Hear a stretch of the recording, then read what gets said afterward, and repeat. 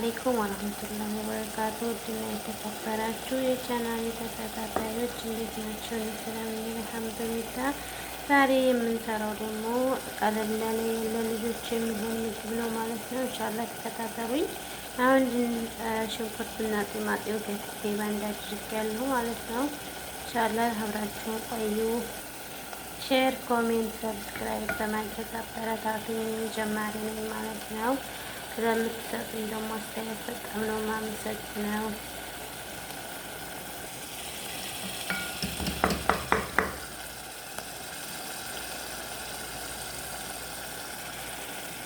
ውዶችዬ ይኸው እንደምታዩት እዚህ ጋር ካሮት አለን፣ እዚህ ጋር ደግሞ ድንች አለን ማለት ነው።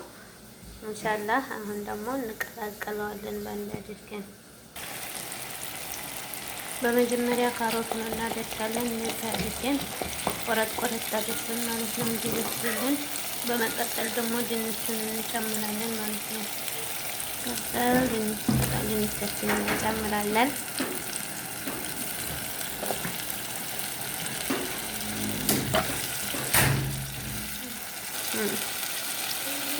በዚህ መልኩ ድንቻችንን እንጨምራለን ማለት ነው። ከትንሽ ደቂቃ በኋላ ደግሞ ይጠብቁ።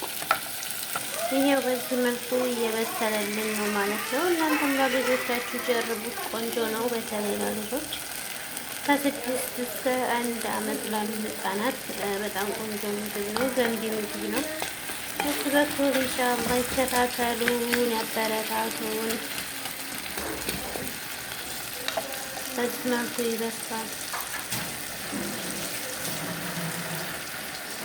እኔ የምጠቀመው ለልጆች ሩዝ በስመቲ ነው። ይሄንን ነው ማለት ነው። ሩዝ በስመቲ ሩዝ እንጠቀማለን።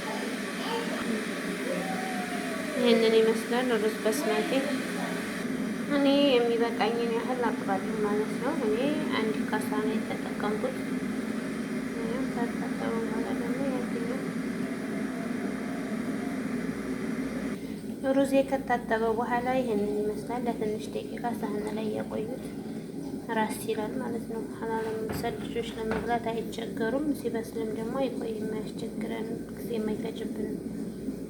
በዚህ መልኩ ደግሞ እየበሰለልኝ ነው። ድንችና ካሮቴ ትንሽ በሰል እንዲልላችሁ ግማሽ ካሳ ውሃ ይጨምሩበት፣ በሰል እንዲል ማለት ነው። ድንቹና ካሮቱ ኋላ ልጆች ሲበሉት አያስቸግርም።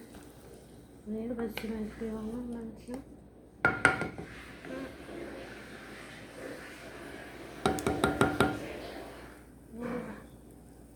እዚህ ጋር ነጭ ሽንኩርት አለን። ጨውና ትንሽ ቅመም ከጨመርነው በኋላ እኔ ነጭ ሽንኩርት እጠቀማለሁ ለልጄ ማለት ነው። ምክንያቱም ለአጥንት ጥንካሬና በሽታን ለመከላከል ነጭ ሽንኩርት ስለሚያስፈልግ፣ እናንተ ደግሞ ካልፈለጋችሁ ያው አታድርጉ ማለት ነው።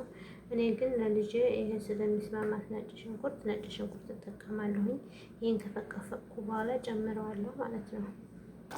ይሄው እንግዲህ በዚህ መልኩ ስልሴ የበሰለልኝ ነው።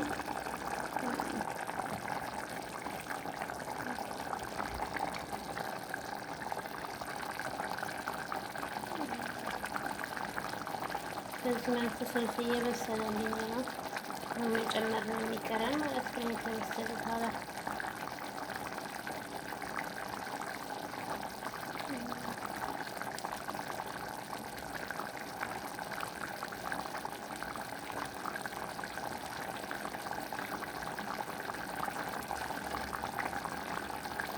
አሁን የታጠበ ሩዛችንን ጨምረናል። ከአሁን በኋላ ትንሽ ውሃ ጨምር እያደረግን ማብሰል የሚቀረን ማለት ነው።